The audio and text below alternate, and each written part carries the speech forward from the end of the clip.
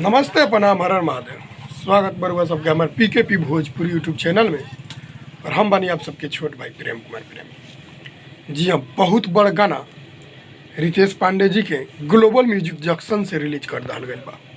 बहुत ही खतरनाक गाना बा होली की, जौन की रउआ सबके सुने और देखे के मिली ग्लोबल म्यूजिक जंक्शन पर। जी हाँ, रउआ सब जाई ग्लोबल म्यूजिक जंक्शन पर, global music junction Bhojpuri YouTube channel पर, और वहाँ से देखी रितेश पांडे और शिल्पी राज जी के बहुत बड़ा होली धमाका, जौन अभी तक पूरा ब्लॉकबस्टर गाना बा जीजा के भाई। जी हाँ, बहुत बड़ा गाना बा जीजा के भाई।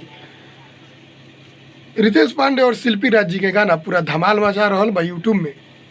होली के पूरा ब्लॉकबस्टर गाना बा। जी हाँ, जीजा के भाई वह म्यूजिक के दिले बनी आर्या शर्मा जी और रितेश पांडे जी और शिल्पी राज जी के गावल गाना बहुत ही जबरदस्त गाना बा।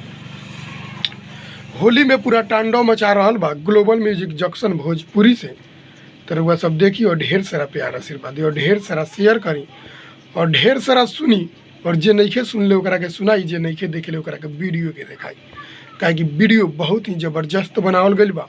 रितेश पांडे और शिल्पी राज जी के गाना जीजा के भाई। जी हाँ, होली में बहुत ही ज़बरदस्त चल रहा बा और काफ़ी तेज़ी से वायरल हो रहा बा। जीजा के भाई गाना के इतना ही सारा ढेर प्यार देता नहीं तो औरी जे भी नहीं के सुन ले ओकरा के पास शेयर करी और सुनाई और दिखाई ओकरा के, काहे कि गाना बहुत ही ज़बरदस्त बा। हमरा लागता कि होली में हर डीजे पर यह गाना बाजे के चाहिए, जीजा के भाई होली गीत।